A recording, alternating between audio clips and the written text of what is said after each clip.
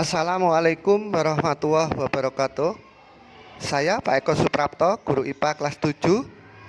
Saya akan menjelaskan materi dari bab pertama mengenai objek IPA dan pengamatannya. Yang pertama dibahas di sini yaitu metode ilmiah. Metode ilmiah adalah proses keilmuan untuk mendapatkan pengetahuan secara sistematis melalui bukti fisis. Untuk unsur-unsur metode ilmiah itu sendiri yaitu yang pertama karakteristik, yang kedua hipotesis, yang ketiga prediksi, yang keempat eksperimen, yang kelima evaluasi dan pengulangan. Selanjutnya langkah-langkah metode ilmiah. Yang pertama observasi awal, lalu merumuskan masalah, menyusun hipotesis, merancang dan melakukan eksperimen, lalu membuat kesimpulan, lalu terakhir dipublikasikan.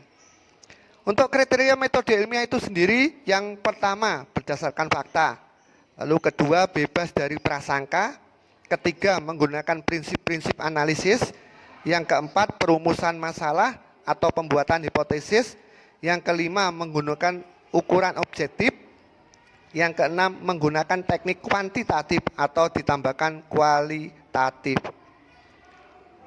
Untuk karakteristik metode ilmiah, yang pertama bersifat kritis dan analitis, yang kedua bersifat logis, yang ketiga bersifat objektif, yang keempat bersifat empiris, yang kelima bersifat konseptual. Jika tidak dilakukan metode ilmiah, maka eksperimen-eksperimen yang dilakukan akan meragukan dan tidak dapat ditetapkan sebagai hukum atau rumusan. Yang jelas akan terjadi suatu fenomena fisis. Lalu materi untuk yang kedua ini pengukuran. Pengukuran adalah membandingkan nilai besaran yang diukur dengan alat ukur besaran sejenis yang ditetapkan sebagai satuan. Ini contoh dari beberapa alat ukur. Di situ ada gambar, mistal, ada roll meter, ada jangka sorong dan mikrometer. Sebenarnya ada beberapa contoh-contoh alat pengukuran, cuma yang saya tentukan ini saja. Lalu besaran adalah segala sesuatu yang dapat diukur dan dinyatakan dengan angka-angka. Sedangkan besaran itu sendiri ada dua, yaitu A besaran pokok dan B besaran turunan. Untuk besaran pokok adalah besaran yang satuannya telah ditetapkan atau ditentukan terlebih dahulu.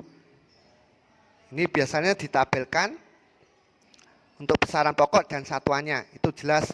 Yang pertama panjang, lalu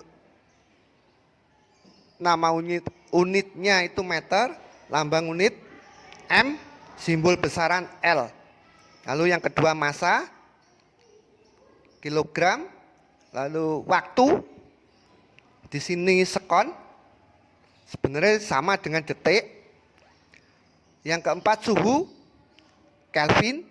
Yang kelima arus listrik, ampere meter. Intensitas cahaya, satuannya kandela. Yang ketujuh jumlah Z, satuannya mol. Sedangkan untuk besaran turunan, itu merupakan besaran yang diturunkan atau dijabarkan dari besaran pokok.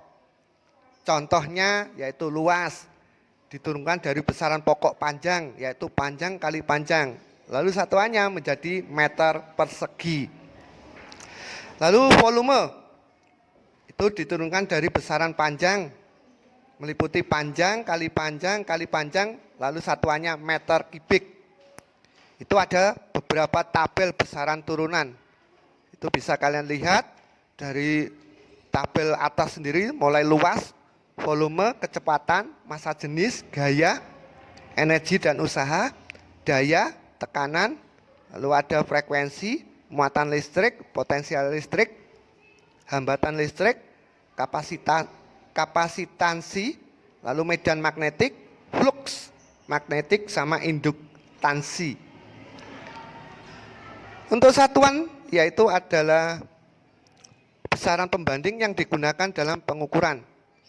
Ada dua macam satuan, yaitu satuan tidak baku. Sedangkan satuan tidak baku itu sendiri mengukur dengan jengkal kaki atau jengkal jari. Ini contoh dari satuan tidak baku. Yang pertama pakai jengkal tangan, lalu ada gambar orang merentangkan tangan pakai depa, lalu langkah, selanjutnya tali. Untuk satuan baku itu sendiri adalah satuan yang telah diakui dan disepakati secara internasional, SI, sistem internasional. Contoh dari satuan baku panjang, di sini kilometer, hektometer, dekameter, meter, desimeter, sentimeter, sampai milimeter. Lalu ada satuan baku massa, dari mulai kilogram, hektogram, dekagram, gram, lalu desigram, sentigram, terakhir miligram paling bawah sendiri. Nah ini perbedaan satuan baku dan tidak baku. Kalian bisa lihat contoh pertama panjang. Untuk satuan baku ada satuannya meter, sentimeter, kilometer. Kalau untuk satuan tidak baku hanya jengkal, kaki atau depa. Jadi kalian bisa membedakan ya satuan baku dengan satuan tidak baku. Lalu yang kedua ini ada massa, satuan bakunya kilogram, gram. Lalu ada satuan tidak bakunya tempurung kelapa atau batok dan kaleng. Ini biasanya orang zaman dahulu pakai mengukur beras atau minyak pakai kaleng. Yang ketiga volume. Volume untuk satuan baku sentimeter kubik, meter kubik, dan liter. Sedangkan untuk satuan tidak baku itu botol.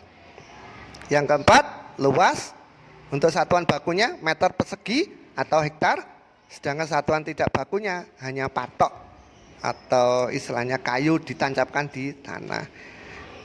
Itu aja materi untuk bab 1 untuk yang kelas 7. Sekian. Assalamualaikum warahmatullahi wabarakatuh.